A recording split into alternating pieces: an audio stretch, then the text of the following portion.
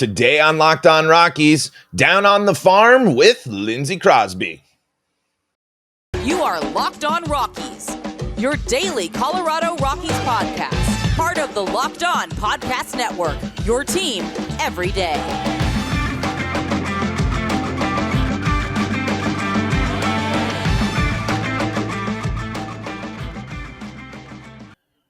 Rock on Rockies fans and rock on baseball fans, because we're going deep into the Colorado Rockies today, and I had to call in the expert today on Locked On Rockies. We are joined by Lindsey Crosby of the Locked On MLB Prospects podcast. Today, we are free and streaming on your favorite streaming service, both Locked On Rockies and the Locked On MLB podcast. If you just search Locked On MLB Prospects, Locked On Rockies on your favorite streaming service, you'll find two wonderful baseball podcasts. And you want to help us, these hosts, do what we do. Go to YouTube, search Locked On Rockies, search Locked On MLB Prospects, hit that subscribe button. It is a massive, massive help to us here on the Locked On Podcast Network. We are proud to be your first listen of the day. Without further ado, Lindsey, how's it going? It is busy, busy, busy times for you, my friend.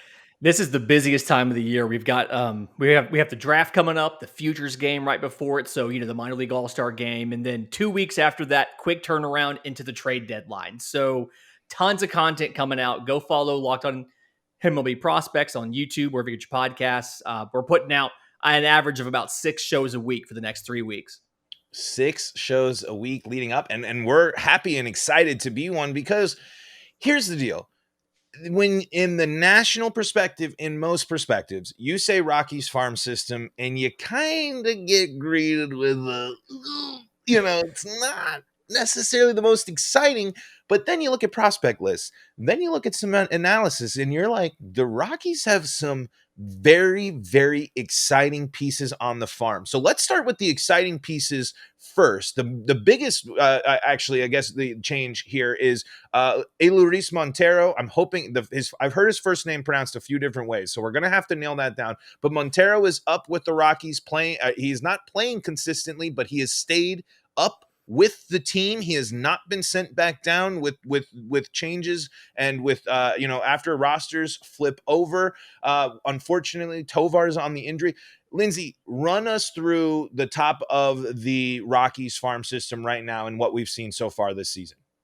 Yeah, so Montero's a guy I've been very excited to see him get called up, and then I've been very frustrated he hasn't had a chance to play. I think he's one of the better guys in the system, not the number one, but very much an impact hitter at the middle of the lineup there. He can play third, probably better suited for first, definitely a corner infield profile as far as the power, the lack of mobility, the lack, the below average speed, things like that. But I mean, a big dude with big power. But there's no hotter name in this system. I kind of have to acknowledge no hotter name in this system right now than Ezequiel Tovar. And I hate that he's hurt right now. I hate that he's on the IL with the groin strain, because he has had just an absolutely monster year for the Yard Goats. 318, 386, 545, 13 home runs, 17 of 20 on stolen bases in 66 games.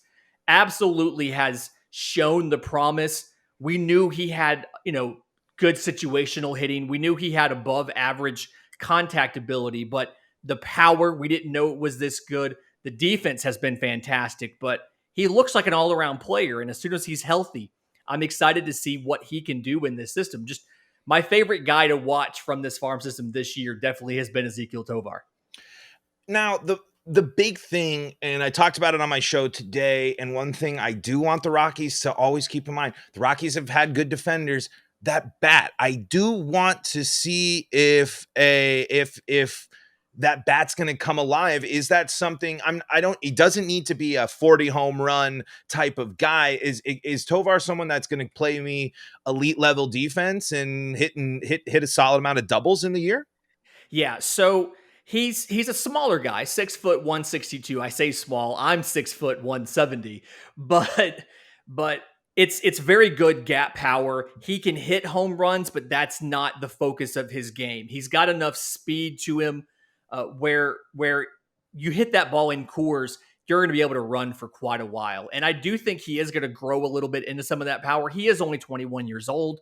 And so, it's something where not a 40 home run guy, but I could see him being a good 15, maybe 20 home run guy, but at the same time, giving you 20, 25 steals and playing elite level defense at short. To me, it's the ideal scenario to build around. It's a guy who is not going to hurt you defensively and is going to be able to set the top of the lineup for you and really be that table setter that gets the offense going there in course.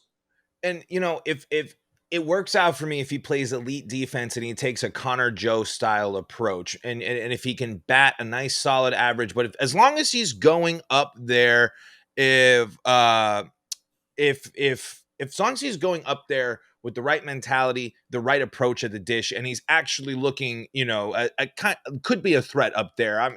Even I find that there's a benefit when you have that speed, that ability to steal bases. If you can take walks, that is, that you will supplement some singles with that as well. That's gonna help you out. And so, but I'm curious, can the Rockies expect maybe more of a thump from Zach Veen? Because these are two players that might be coming up relatively close at the same time, if I'm not correct. We could easily see the rise of Tovar and Veen being at the same time.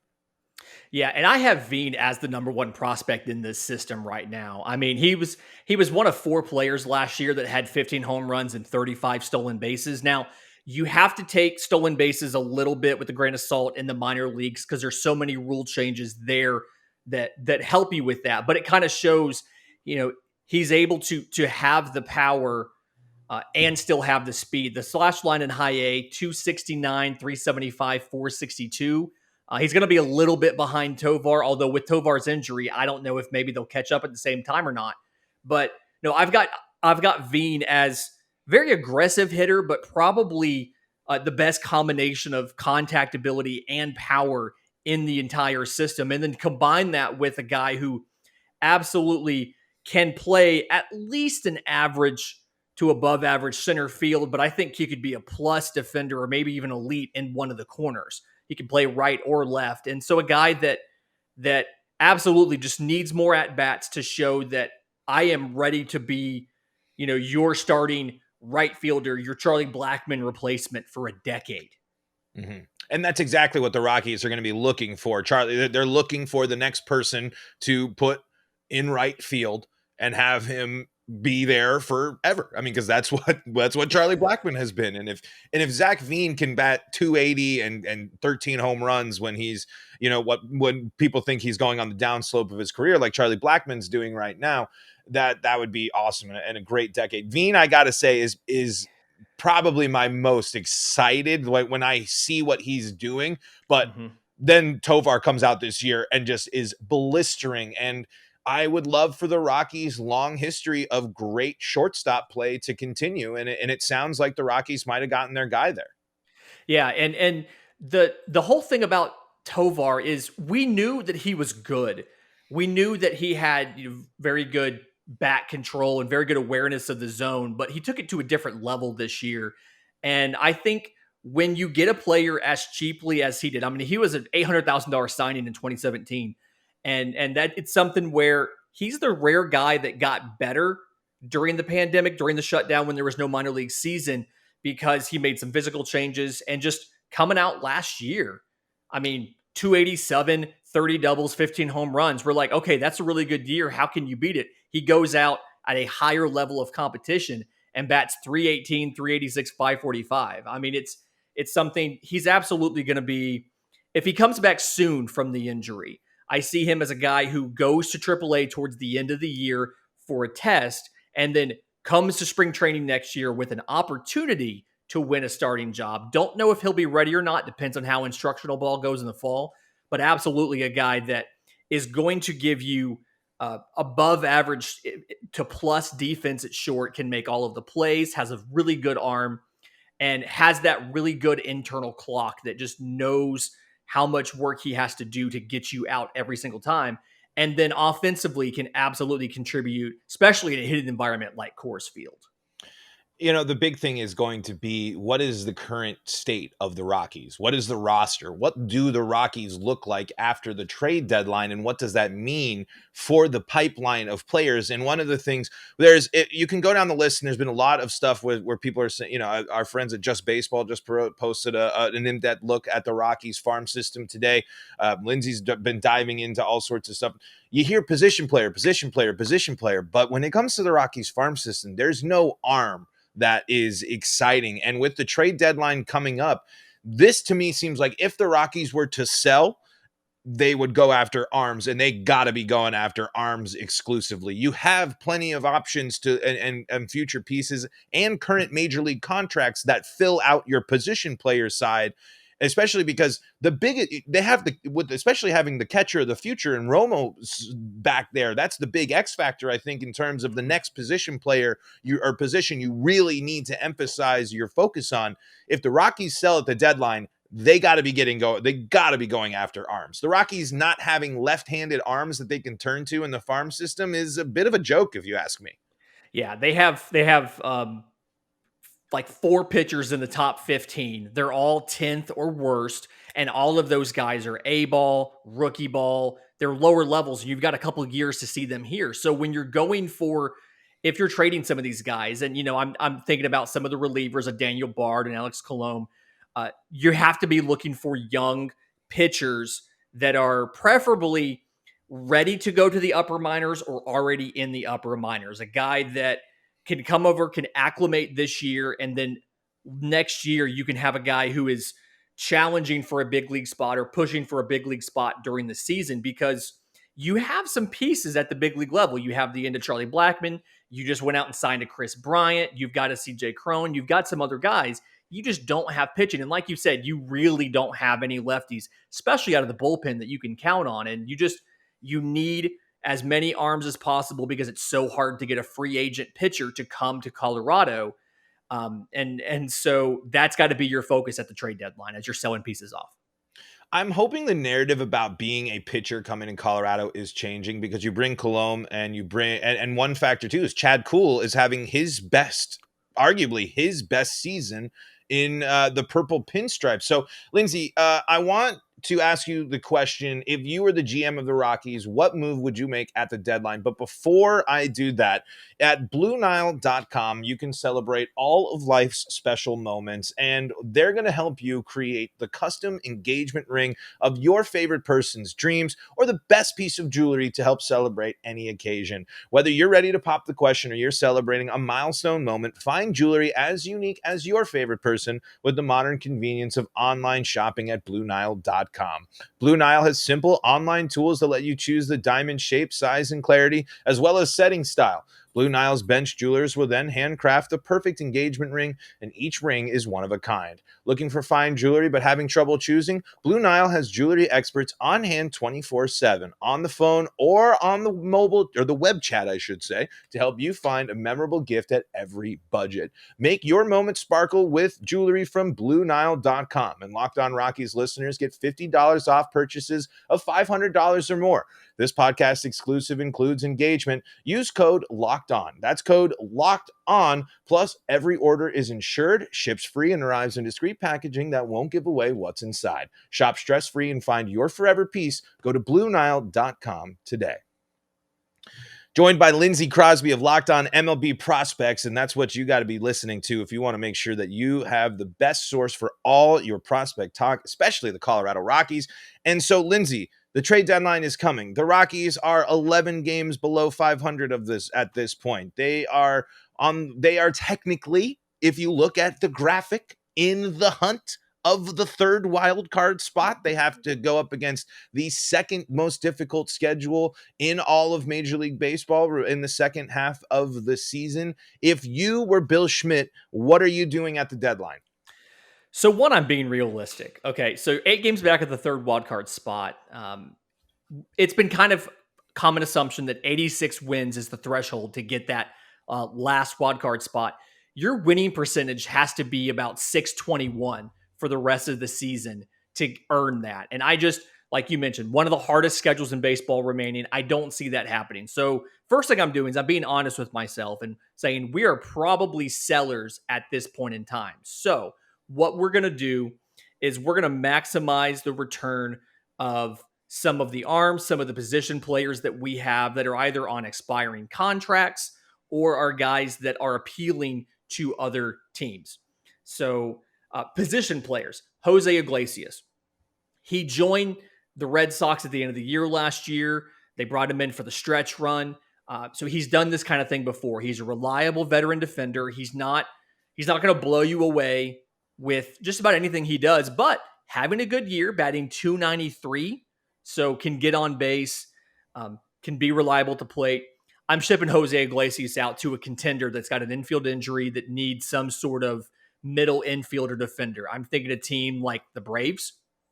They've lost Ozzy Albies. He's looking at maybe being back in September, but you call a team like the Braves, you say, hey, I want a young pitching prospect. Give me a Kyle Muller. Starting pitcher, you have him in AAA. He spot started for you. He hasn't found a spot. Let's get him. Let's bring him to Colorado. We'll give you a reliable veteran defender for the stretch run. I'm taking some of these pitchers, some of the you mentioned a Chad Kuhl. I'm taking Chad Kuhl and I'm saying, hey, I've got a solid back of the rotation veteran starter on an expiring contract, ERA plus of 124. So he's pitched well despite the room, how people talk about this ballpark not helping pitchers any. 3.83 ERA, 1.3 WHIP. He's a guy that will get you to September. He'll move to your bullpen. He'll be a great long relief out of the bullpen or a veteran to have there in September. And then I'm looking at the two closers, Daniel Bard, Alex Colomé, both expiring contracts. Daniel Bard, I think, is probably one of the better closers that's going to be available at the deadline. And he's probably the guy that gets the best possible return out of anybody on the roster right now that's likely to be traded. Mm-hmm. So you don't think the Rockies move on from CJ Cron? You don't think that they love CJ Cron? He's literally their offense right now. Mm-hmm. And this is a team that never admits defeat. This is a team that doesn't want to go. If they trade multiple pieces at the deadline, this will be the first time the Rockies are conceding a season. It would be the first time that I can remember the Rockies saying we are folding at this point. Yeah, and I think that's the reason why I didn't have them trading CJ Cron is because they've never really done that sell-off before. And I think if you're going to get to ship somebody out, it's going to be one of those expiring contracts or multiple expiring contracts, like a Kuhl, like a Bard, like an Iglesias. I think that if you were to send Cron out, you're going to get a monster return. I mean, OPS of 899. He's got 20 home runs. Like you said, he's been just about the entire offense for the Rockies. He's played every single one of the games, all 81 games so far this season. And so he would get you a massive return because he also has a year of team control.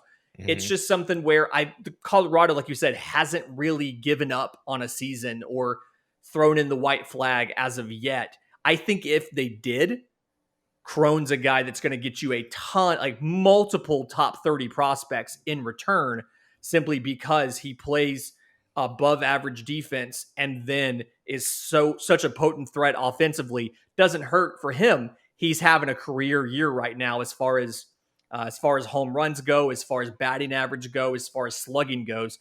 Hitting outside of anything he's ever done doesn't hurt. But absolutely, if Colorado is willing to concede defeat, Cron's the guy that you want to see moved if you're just trying to get as many assets as possible.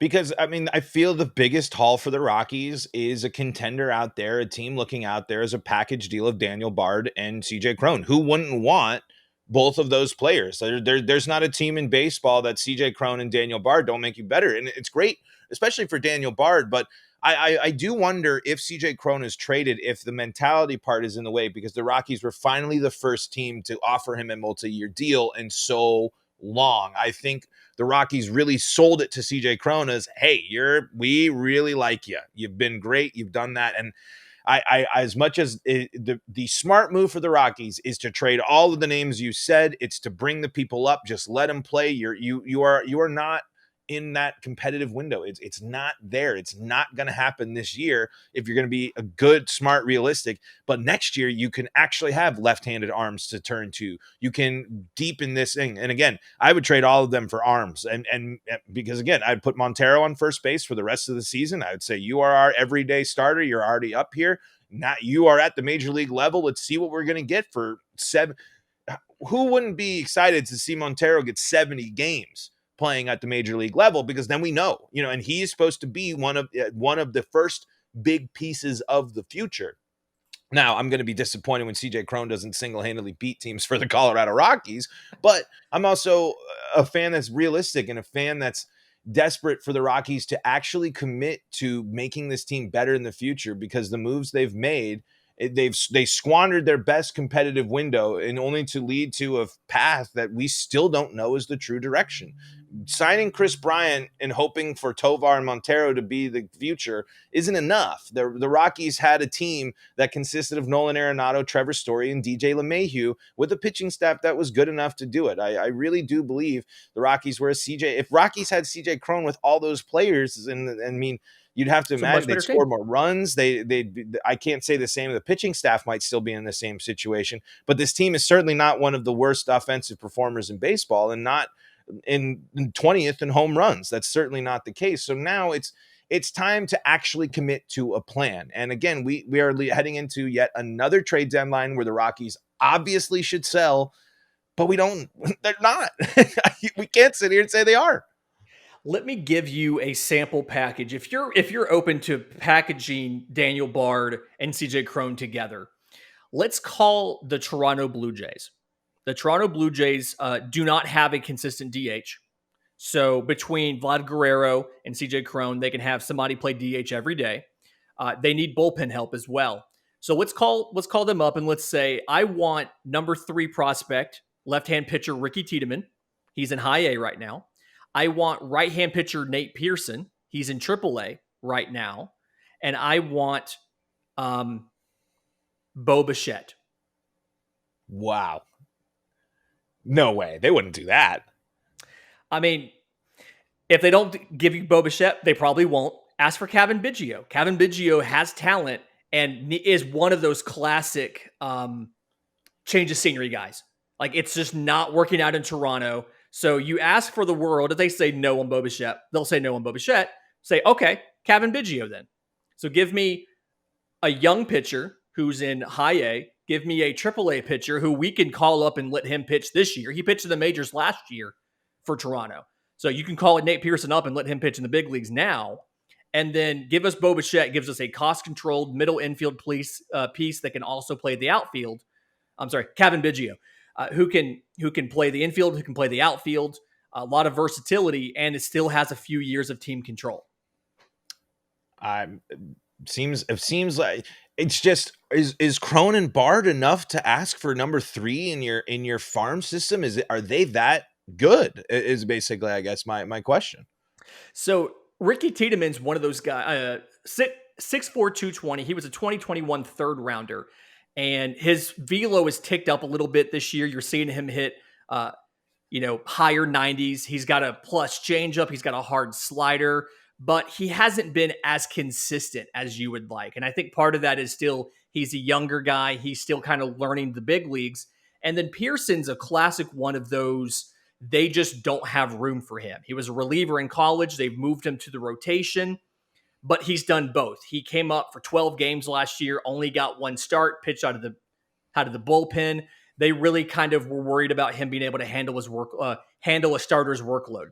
He's 6'6", 250. He's got the durability in the body to handle a starter's workload. They just haven't really had the space for him. They have a Kevin Gausman. They have a bunch of really good pitchers, so they've left him in AAA. I think that you can go out, you can get those 2 guys, you can get Kevin Biggio to go along with it, and we're giving you the best closer on the market and a very good first baseman for the stretch run, and you get to keep that first baseman next year to go along. Oh, and also now maybe we can get you a little bit of now you have a little more flexibility to stick a lefty in your lineup somewhere because you don't have any lefties. So I think it's something worth at least having the conversation. Let's see what happens. Well, and it's a team the Rockies have traded with before. I think that's an important thing too. The Rockies have had very few trade partners, but the Blue Jays have been a team that the Rockies have now made multiple deals with and have sent to. I mean, obviously, it's kind of crazy. I'm going to say this sentence: two people loved by the franchise, Troy Tulowitzki and Raimel Tapia. It makes me laugh because two players on very different ends of the popularity thing. But again, two players that were clearly the Blue Jays and the Rockies have that relationship, and especially at the deadline as well, where the Rockies could make that move. I think the Blue Jays were in that place where it's, you do have too many cooks in the kitchen. You're gonna eventually get to a point where you're gonna figure out, but I would love another Bichette at 5280 at 20th and Blake. That would be pretty cool. I think that family time might play a bigger role than some people might think if that was to start happening. But if you want to bet on what the Rockies are going to do, why don't you head on over to betonline.net, your number one source for all your betting needs and sports info. Find all the latest sports development, including league reviews and news, and all of the Major League Baseball action throughout the regular season into the playoffs, and live betting right there during the game. You could actually get going right at first pitch tonight if you wanted to. BetOnline is your continued source for all your sporting wagering information, including live betting, esports, and scores. And betonline.net remains the best spot for all your sports scores, podcasts, and news this season. Betonline.net is the fastest and easiest way to check on all your favorite sports and events, including MMA, boxing, golf, and Major League Baseball. Head to the website today or use your mobile device, yes, that computer that's right there in your pocket, to learn more about the trends in action. BetOnline, where the game starts. So we've talked a lot about the prospects. We've talked about trade options. Let's talk draft. The Rockies' big thing, their big chip, compensatory draft pick for Trevor Story. That's what they wanted, Not like they could have gotten a heck of a lot more for him, but the Rockies said, you know what? What we really want out of Trevor Story is a draft pick and for him to go play second base in a different city. What are the Rockies looking to do in this draft? And are we expecting another high school outfielder to be drafted by the Rockies? Okay, so really interesting positioning as far as in the draft. Picking 10th, picking 31st, the Trevor Story pick, 38, competitive bounds around A, and then 50. And because of where the picks fall in, the bonus pool is 13.6 million. So it's the fifth largest bonus pool of anybody in the draft, despite picking 10th. And the way that this draft's going to break down, you genuinely may not have a pitcher taken in the first 10 picks, which would be the first time that's ever happened in draft history. So I really think a college hitter is going to be the guy at 10. There's a very clear and obvious first tier of 7 guys. But then once you get outside of that, there's about 4 or 5 more that are going to go 8, 9, 10, 11, 12. You're looking at a second baseman, Jace Young out of Texas Tech, outfielder Gavin Cross from Virginia Tech. The one that I like that I think would be really good if he makes it down to 10 is Jacob Berry out of LSU. Tons of power, switch hitter, can play third base and the outfield. I think he would do great at Coors. The question is he going to make it down to 10? But either way, there's just so many more college hitters than there are prep guys available there at 10. So I feel like a college bat's going to be the choice. It's just a question of where's he going to play and who's it going to be. What about Rocker? He goes and he went to another league. He falls off of the prospects. I know the Rockies have actually been involved with Rocker in the past before.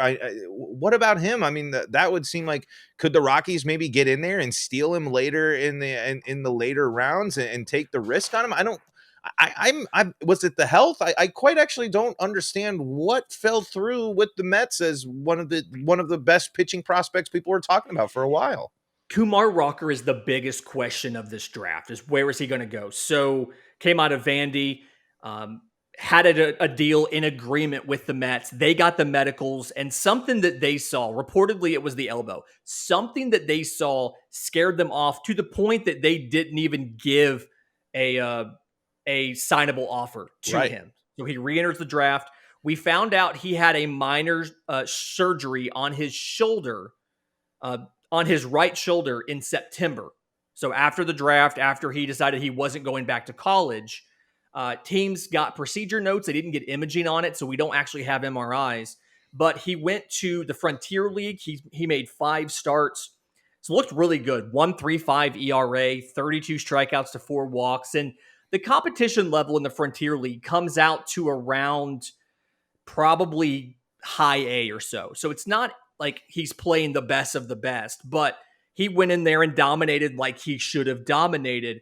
I think that the position that the Rockies are in, having those 2 picks in the 30s, if somebody doesn't jump on Kumar Rocker early, I like the idea of taking one of those 2 and saying, let's go take a shot on this guy.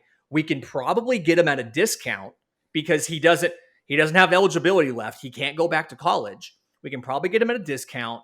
And then with 38 or 50, we can go sign one, or we can go draft one of those high school players that is going to take a couple $1 million to skip college. We can save money on Kumar Rocker, get what looks like a guy that could probably pitch in the big leagues as a reliever this year if you needed him, and then have him for however long his arm holds out. We don't really know because we don't have medicals on him.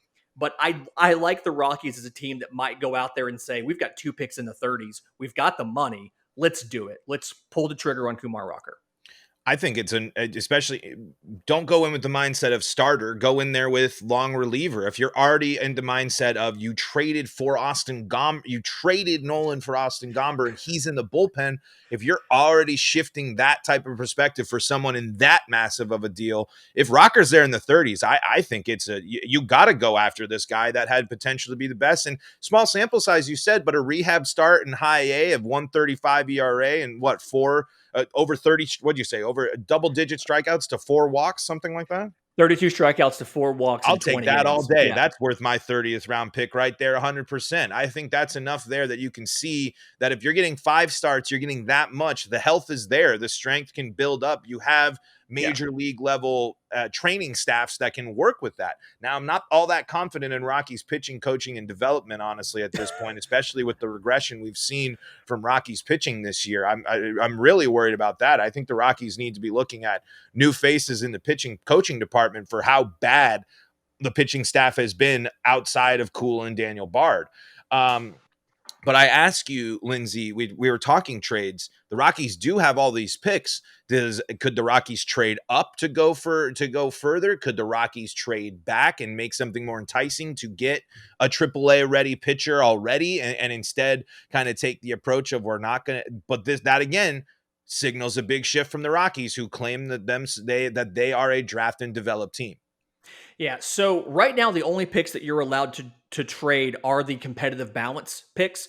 So you do have a pick at number 38, but 33 through 40 or 33 through 39, that's the competitive balance round A. There's a second competitive balance round after the second round. You could trade one of these players, just do it before the trade deadline. And instead of saying we want 2 prospects, you can say I want 1 prospect and I want your competitive balance round pick, so that I can go out and I can take a college pitcher. If it's me, I'm looking to see which one of the college pitchers that had some postseason run, which one of those guys falls down to 31. I'm looking at somebody like a Cooper Yerpe from Oregon State. I'm looking for a Gabriel Hughes from Gonzaga, maybe a Carson Wisenhunt from Eastern Carolina, who's been in the Cape Cod League. My thought process is, let's go get a college. If you won't give us the prospect pitching that we want in a trade, give me your competitive balance pick. Let me go out and, you have 3 guys in the 30s now. Go get a college pitcher, bring him in, give him a year and a half to develop. Find a guy who's a finished product or close to a finished product, like a Cooper Yerpe, like a Kumar Rocker, close to a finished product, and see how quickly they can move to the system and contribute. I think that's a great idea. And honestly, I'm kind of annoyed I hadn't thought of that until now. It's like, get a draft pick. Yeah, and then again, if you get that draft pick and Rocker is available where you have that stretch of 3, that's a boom. That is a bam. That's a no-brainer. Yeah. You take that pick and you have that, especially when you're feeling confident enough there. I think the Rockies could do some interesting stuff, but again, Lindsay, I am not going to hold my breath on them being sellers. I really am going to sit. The Rockies will be the same. They're going to they're going to trade Colomb, and he's going to be for some other reliever or something like that. And that's going to be the only move, where instead the Rockies could make some really enticing moves. And like, as every home run CJ Cron hits, it just increases that value. I love CJ Cron, but again, it's just like, you, I guess before we wrap up, because we're getting a little long here, I just wanted to add one last thing. Would you have traded Herman Marquez last year? Ooh, oh man. Personally, I'm heartless. I'd have traded and got as many pieces as I could. Well, but that's what I mean. You go to the trade deadline with the different mentality, and you say, we know we're not competitive. Trevor Story, John Gray, Herman Marquez, All of them. Antonio Senzatella. They're all, I mean, you could have gone and you could have completely changed.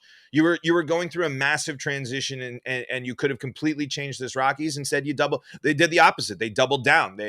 Marquez extension, Senzatella extension, Freeland extension, McMahon extension, Diaz extension, Cron extension.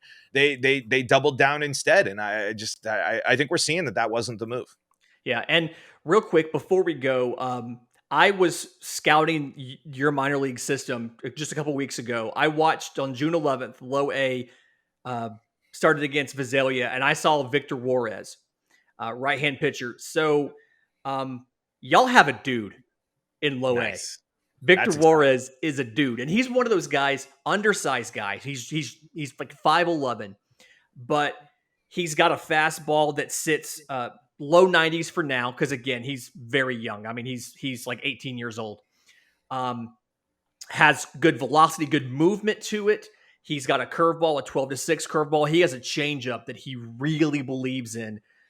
He added a slider during the pandemic, and very good control for a young guy. He got blown up in the 2 starts after the one that I watched, but sorry about that. But it's 47 inning homerless streak. Who? Okay. I mean, you're not hearing a ton about Victor Juarez yet, but he is a dude, and he's going to be in top 10 lists before the season's over. And he has a chance by the end of next year to be the number 1 pitching prospect in this system. And I just wanted to make sure you guys knew that now. Love it. That's why we bring Lindsay on. That's why we have Lindsay following the minors. That's why no one better out there making sure that you know who the next greatest Rocky is going to be. Lindsay Crosby of Locked On MLB Prospects, Crosby Baseball on Twitter. Lindsay, thank you again so much for the time, and thank you so much for joining us, and thank you all out there on the Locked On Podcast Network for tuning in to this wonderful crossover of 2 wonderful podcasts. Reminder, we are free and streaming on your favorite streaming service. Just look up Locked On MLB Prospects or Locked On Rockies. If you want to follow me, I'm at Paul Holden 33. The show's at LO Rockies on Twitter. We're also on YouTube. That subscription, folks, I'm telling you, it's a massive help to us. So if you click that subscribe button, it's a huge help for your favorite Locked On hosts. Lindsay, anything to close on? Go Rockies. I need Chris Bryant to help my fantasy team out a bit right now, please. First home run, we'll take it. He's actually looking good. We'll see. The Rockies going to make that push for that 3rd wild card spot and not do anything at the deadline. But Lindsay, thank you so much for diving deep with us here for the Rockies prospects. And again, stay up to date with all things MLB prospects with the Locked On MLB Prospects podcast, your daily MLB I knew I was going to try those. That's what I was going to. Your daily MLB Prospects podcast. You can find it there, and you can find me, your daily Colorado Rockies podcast, at Locked On Rockies. Until next time, I'm Paul Holden saying so long from the Locked On Rockies podcast.